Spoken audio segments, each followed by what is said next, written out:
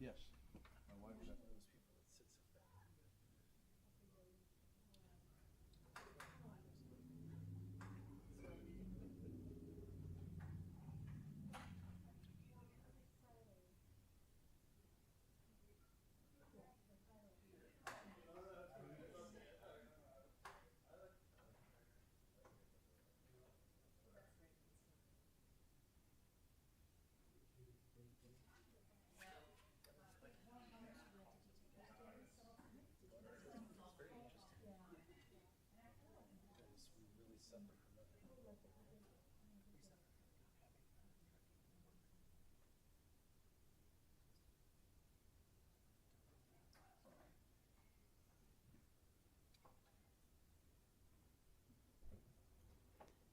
Okay, welcome. Welcome. Oh, sorry. There's a weird echo from. Welcome everyone to the board meeting for HWMA, May 11th, 2023. And we will begin with a roll call vote. Director Matthews. Here. Director Jones. Here. Director Castellano is here. Director Katie. Here. Director Madrone is absent. And Director Wilson. Here. Welcome, everyone. And with that, we will move to item number 2, the consent calendar. All matters listed under the consent calendar are considered to be routine by the HWMA and will be enacted upon by one motion, unless a specific request for review is made by a board member or a member of the public. The consent calendar will not be read. There will be no separate discussion of these items unless pulled from discussion. We do have one item that has been pulled, and that's item 2B. So we'll speak to that after approving the consent calendar. Which one's pulled? 2B. Okay. Would anyone like to make a motion for the consent calendar? I'll make a motion to accept item A and C of the consent calendar. I'll second that. Okay, a motion by Director Matthews and seconded by Director Jones. Any other discussion on this item? And congratulations. We're happy that you are permanently on board. Thank you so much. We look forward to working with you for many, many years. Me as well. Thank you very much. Yes. Yeah, we're very excited. Let's see. I guess we'll go ahead and do a voice vote. Director Matthews. Aye. Director Jones. Yes. Director Katie. Yes. Director Wilson. Yes. Director Castellano votes yes. With Director Wilson absent, motion carries. And with that, we will move on to item 2B. And I'll turn it over to you, Director Matthews. Thank you, Chair. Director Keller. So there's just one small revision to the fourth whereas section of the amendment. It should read a 1-year extension to be consistent with the rest of the document. It has a 3-year in there currently. That's an artifact from an old staff report and document. So staff recommends approving item 2B with staff's recommended revisions. Thank you.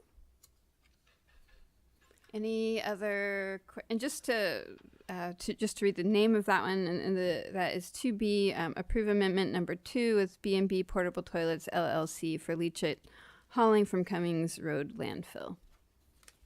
And just for clarification, is that the first, let's see, I guess it's the fourth whereas to extend the agreement terms for 3 years, that should instead say 1 year. Is that the correction? That is correct. Okay, thank you. All right, I move to accept item B with staff recommendations. I second. Okay, Director Matthews making the motion and Director Wilson seconding it.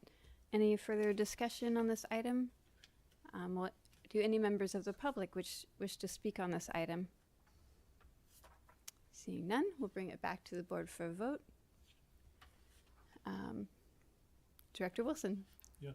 Director Katie? Yes. Director Matthews? Yes. Director Jones? Yes. Director Castellano votes yes, with Director Madrone absent. And great. Just going to keep rolling to item 3, oral and written communications. This time is provided for people to address the board to submit written communications concerning matters not on this agenda. Board members may respond to statements, but any request that requires board action will be referred to staff for review. Reasonable time limits may be imposed on both the total amount of time allocated for this item and on the time permitted to each individual speaker. Such time allotment or portion thereof shall not be transferred to other speakers. Do any members of the public wish to make comment at this time? Okay, seeing none in chambers, are there any members on Zoom who wish to make comment at this time? If so, go ahead and raise your hands virtually or on your screen. Okay. Seeing none, we will close oral and written communications and move on to item number 4. Approve the fiscal year 2023-2024 budget and adopt resolution 2024-01 for the collection of integrated waste management fees.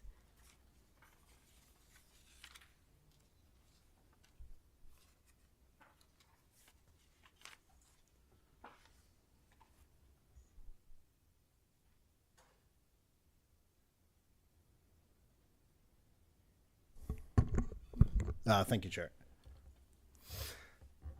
So the Executive Advisory Committee met on May 4th to review and discuss the draft budget. Their recommendations and comments are as follows. The committee had concerns with the proposed increase to salaries across the board in light of other fee increases, but understands the need to retain staff and incentivize new hires with the upcoming expansion of services. In addition to that concern, they recommended against tying HWMA's cost of living adjustment to the CPI and suggests working with member agency staff in the coming year to develop a better methodology before next fiscal year. The EAC appreciated the proposed increase to the illegal disposal and cleanup fund and agreed that it is much needed, but recommended HWMA overhaul the program to ensure all member agencies can avail themselves of the fund and to better define the projects that are eligible for the funding itself. Additionally, they would like HWMA to make member agencies more aware of the current funding levels throughout the year. Finally, they would like HWMA staff to work with the Technical Advisory Committee to better define the new reserve fund and its intended purposes.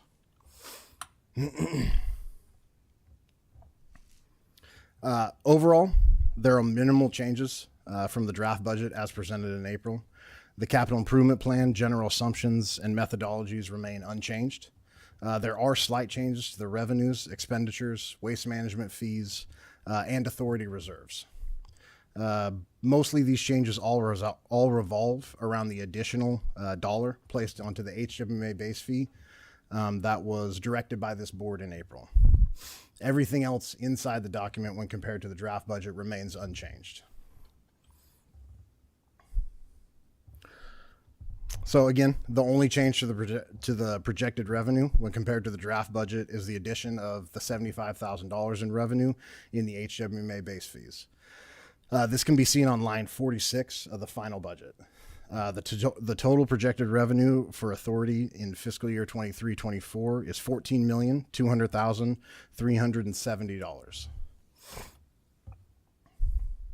And again, the only change to the projected expenditures from the draft budget is the addition of $75,000 in reserve funding as directed by this board. As of right now, we've titled this long-term funding, but as the Executive Advisory Committee recommended, HWMA staff will go back and work with the Technical Advisory Committee to develop not only a better naming structure, but what they would like to see those funds retained and potentially used for in the future, or it's the purpose of that reserve fund.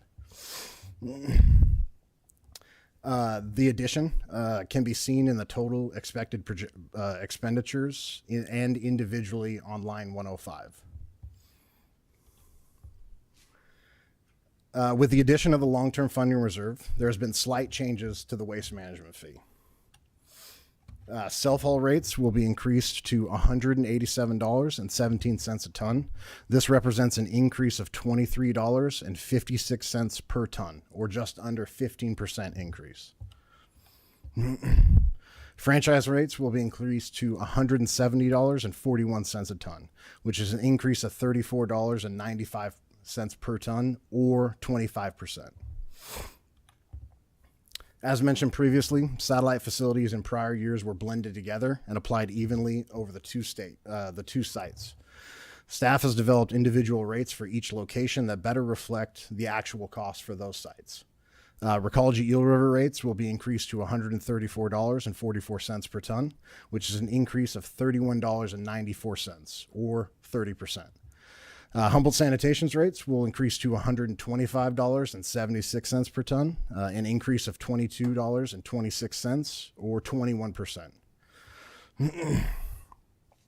And finally, the recyclable materials processing fee will increase to $110.97 per ton, which is an increase of $39.97 per ton, or 36% increase. It should be noted that HWMA is no longer offsetting the cost of residuals, so this is the total cost per ton related to the recyclable contract. As just a brief and quick overview of the solid waste portion of the waste management fee, it's made up of three main components: the countywide program fee, which houses pass-throughs and other county-related programs. Examples are the current HHW facility and the Rural Container Disposal Program. HWMA base fee is responsible for funding all other programs or divisions at the authority. Over the last several years, there's been a slow transition to reduce the amount of subsidies the solid waste division gives to other divisions and make this fee accurately reflect the true costs of these divisions. For 2023-24, these fees will now fully fund the individual divisions and programs that they represent. Additionally, the board will note this includes a line for the long-term funding. This is the additional dollar per ton that this board directed be added to the tip fee at the April special meeting. As recommended by the Executive Advisory Committee, obviously staff will take any recommendations from the TAC, and we will bring back to this board recommendations for a naming structure and a potential definition and use for this reserve fund. The facility fee houses the cost for transportation and disposal of solid waste to Dry Creek landfill, the direct operational costs of handling the waste, indirect expenses, and necessary reserve funding requirements. The only change to the reserve from the draft budget is the addition of the long-term funding reserve in the amount of $75,000. This brings the total authority reserves for this year to $3,174,835. As a reminder, the HWMA organization chart as presented in the final budget will unfreeze the analyst position that has remained frozen since 2019. Staff will bring back an updated job description that encompasses more focus on education and outreach, website management, and graphic design to the board before recruitment of this position is initiated. The final budget also includes maintaining the freeze of 2 MDT positions until the organics facility is open and we can assess the operations within. Finally, staff recommends the board approve fiscal year 23-24 budget and adopt resolution 2024-01 for the collection of integrated waste management fees.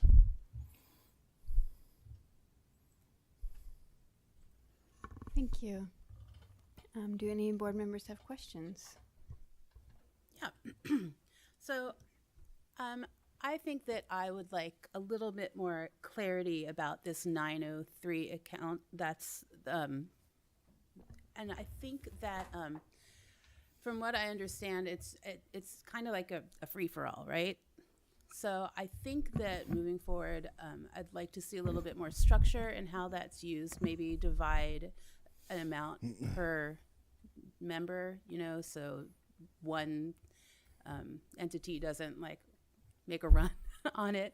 I'd also love to see some of that maybe be used for like needle kiosks. I think that might be a really good use for that, but just some structure around how, you know, we roll that out. And so it's just, you know what I mean? Yeah, absolutely. Predominantly in the past, it's been a first come, first serve. Yeah. And it's predominantly been used by the jurisdictions of Arcata, Eureka, and the county. They have used the lion's share for really as long as we've had the 901 funding, outside of some specialized cleanups that we've worked with other rural jurisdictions. In the past, we have utilized the funding for sharps disposal. We've also used it for purchasing of sharps containers as well. We've rolled that back because the use from our member agencies to actually use it for illegal disposal and cleanup has continued to rise in the last couple of years. But the Executive Advisory Committee and obviously HWMA staff as well, we understand that it needs to be better structured, and HWMA needs to do a little bit better job of working with our member agencies so they understand not only are the funds available to them, but how much funding is available in that illegal dumping and disposal fee and fund throughout the year, not just at the start and not just when we run out of it. Yeah, so that kind of leads me to my next question, which is that extra dollar that we're adding. I think that a really good use for that would to build in some kind of like team liaison within the technical advisory committee and the executive director, the executive committee. So there's a lot more, communication and education among all our jurisdictions. I think that might be a really good use for that fund. Just for clarification, are you meaning funding a position with that funding, or? I don't know exactly, but just some way to, make sure that the jurisdictions really know what's going on kind of all the time. So I think that, our representatives sometimes feel like they're not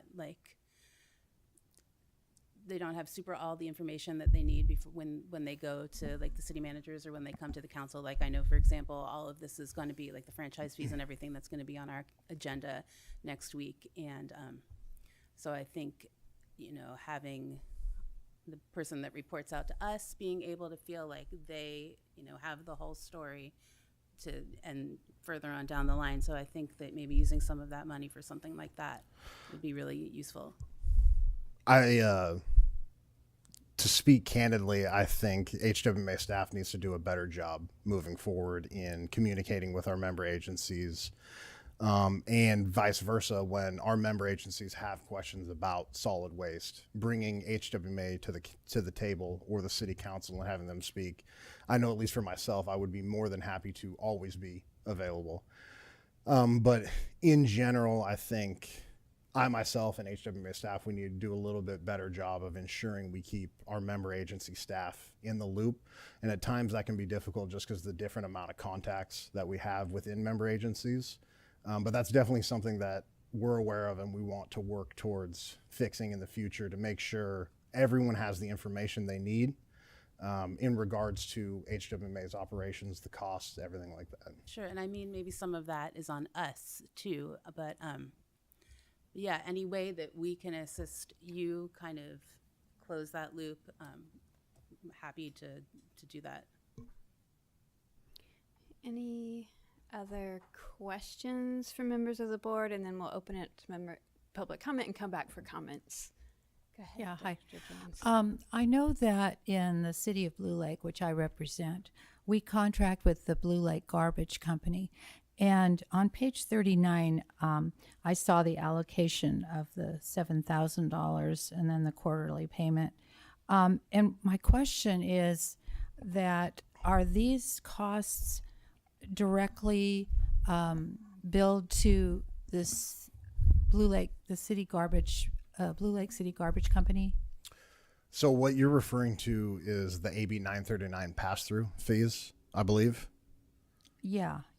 It's on page So 39. HWMA collects that on behalf of our member agencies on our tip fee, and then we pass those fees through to our member agencies.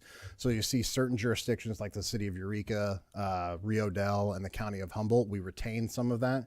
That's because we contract with those jurisdictions to do AB 939 activities. So AB 939 is the original Waste Reduction Act. So that funding is for your jurisdiction to do AB 939 activities. So that is charged onto our tip fee, and then it's passed directly to the member agencies unless we have a contract to withhold that for work. Does that make sense? Yeah, I guess that does, because that's why it doesn't reflect any retained money by you. Correct. When it pertains to Blue Lake and Arcata and Ferndale, it looks like, are the only three that must have separate garbage companies. No, so the retained amount is retained by HWMA, and that is because we hold contracts with those three jurisdictions to do AB 939 work. One of the biggest ones is called the EAR, the annual report. So that is a report that each jurisdiction has to give to CalRecycle that encompasses all solid waste and recycling activity that happens over the year. So for Rio Dell, Eureka, and the county, we complete those annual reports and we submit them on behalf. We do some other activities as well, education and outreach, things of that nature in our contract. It differs by each jurisdiction, but we don't retain any from Blue Lake because we don't contract with you for those services. Blue Lake staff does their AB 939 activities on their own. Okay, thank you. Yep. Any other questions? Yeah, I have one small question. I know Trinidad and Fortuna are not yet members, but are in the process of considering membership. Was there any outreach to staff in Trinidad or Fortuna, just to kind of touch base with them about this process and where we're at? Regarding the waste management fee? Yeah, just in general regarding the budget for the upcoming year, and so kind of we where have they're reached out several times, and we've had quite a few conversations with Trinidad and Fortuna about coming on as member agencies, the process that they would have to go through, and some questions. We've answered some questions that they have as well. But no, we did not consult either of our non-member agency jurisdictions in the preparation of our budget. okay, no problem. Thanks. I just want to say that I am really looking forward to seeing some social media and outreach and all of that. Every time, like, I go to board meetings or I talk to my city manager about, waste and what this is going to trickle down to, my constituents, it just, it hammers home all the waste that we make, and just information about that can be passed on, about how it's going, backhaul has dropped off, all that stuff. So it's just the education component I'm just really looking forward to seeing. So because it's always hard when things go up, but having people know like the reason behind is always a really important piece. Okay, let's go ahead and open it up to public comment. Any members here on Chambers? I see Director Wise coming up. Yes, Hello. Linda Wise. I'm the general manager of Recology. I'm not going to call it Humboldt County Eel River. It's just too much to say. And I'm also a resident of Eureka. And I do want to reiterate what I said in the last meeting is just the importance in all of our lives is to looking for opportunities to make efficient hauls in and out of the county. And it really isn't a good network to really make that happen. And I wanted to point out is that the 15% of the backhaul that's still existing with your rates, it originates from Recology bringing recycling back into Humboldt County to process from Del Norte County and from the state of Oregon to bring that here. So that's what's making that last 15% to make more efficiency of the backhauls here. Also, your rates, it would have been a lot worse, but that was super intentional when this happened. It was because we could have looked to take some materials, get some materials from the other side, down on 299. But what we really were looking for is to find intentionally look for a backhaul opportunity. When you're taking garbage, bring something back that has value for the world, So, and it did end up being able to help some, but we didn't see ourselves as being the sole backhaul, but it's the way it turned out. And so it's just in your other lives, as I said. So transportation is something that I think that we need to look at as a whole about bringing things in and out of the county.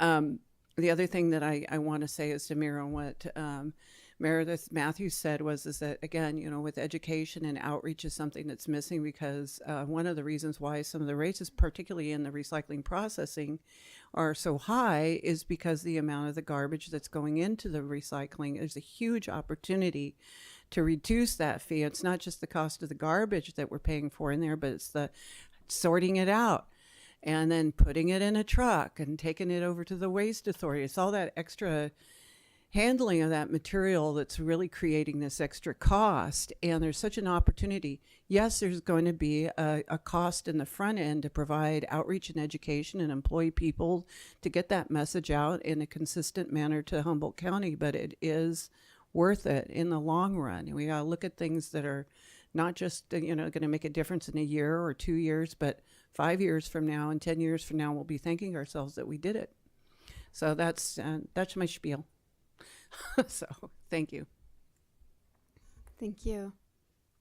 Anyone else in-house? Okay, we'll go to Zoom. Anyone in our Zoom audience wish to make comment? Okay, seeing that. Thanks. We'll go ahead and come back to members of the board. Does anyone wish to make comment at on the budget at this time?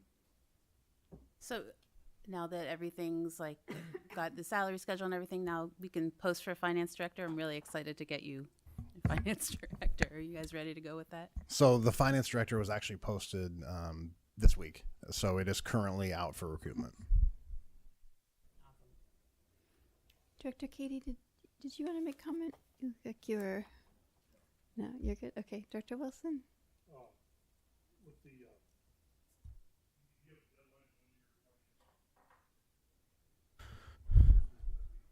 I don't have it off the top of my head, but I think your mic. Okay. I don't have it off the top of my head, but I believe that we're doing a 3-week recruitment. But I would have to double check. But it's longer than 2 weeks. I know that it's either 3 weeks or a month. Yeah, and so we've spread the net for it pretty wide, not just locally, but I've reached out to SWANA, other solid waste associations. Reached out to not RCEA, California League of Cities as well. So we are trying to spread the net as wide as possible for it. There's a lot of people competing for what we're asking. I hope. I hope we've already had 4 applicants since we've posted it Monday this week. So far we've got a good turnout, and the end date is what did you say, Tony? June 1st. Okay.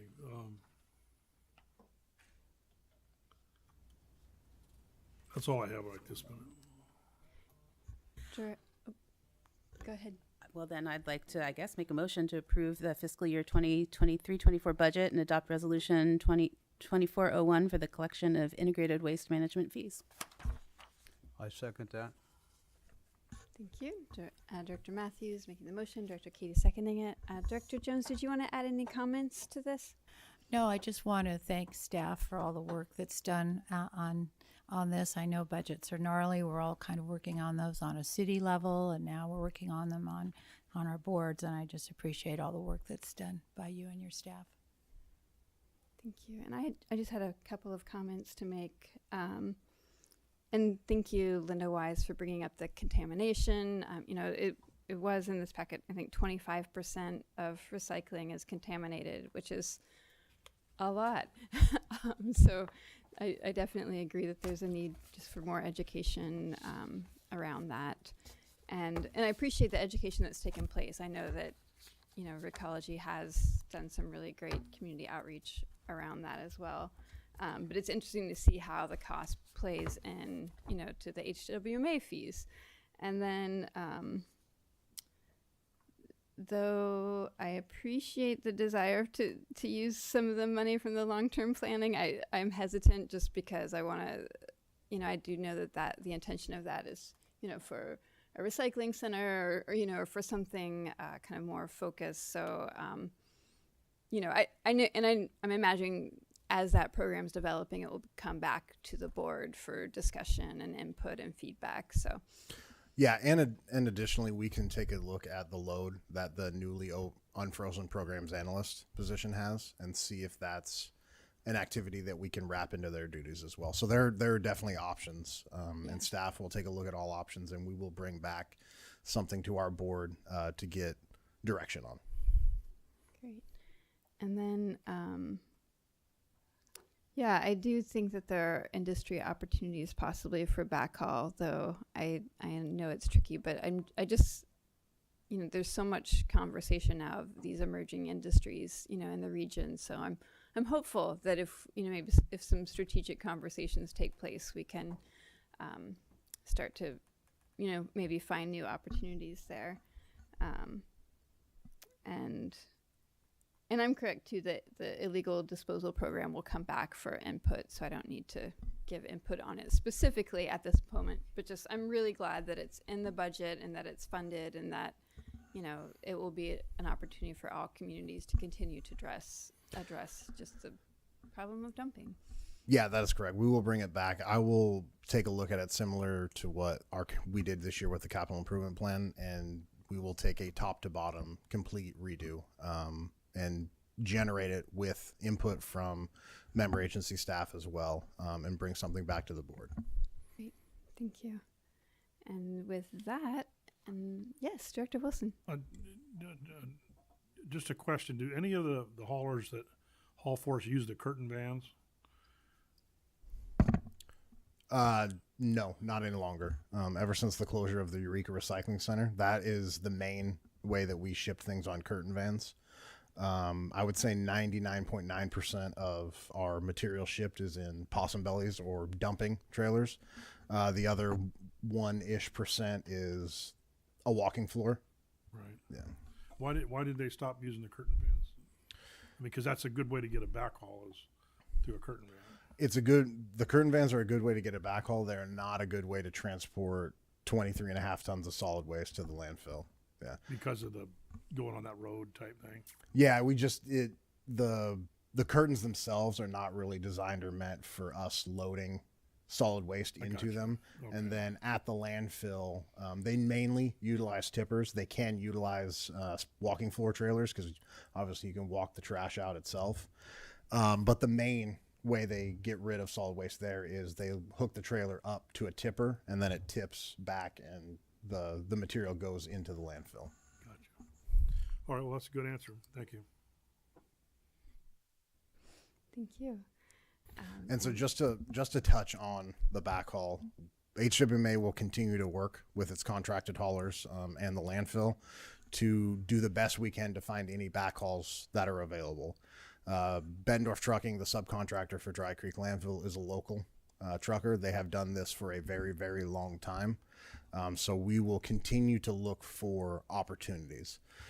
But in the same token, to think about the amount of trucks per day that go to Dry Creek and what we're looking for as backhauls. So on average, the authority sends 10 possum belly trailers a day, 364 days a year.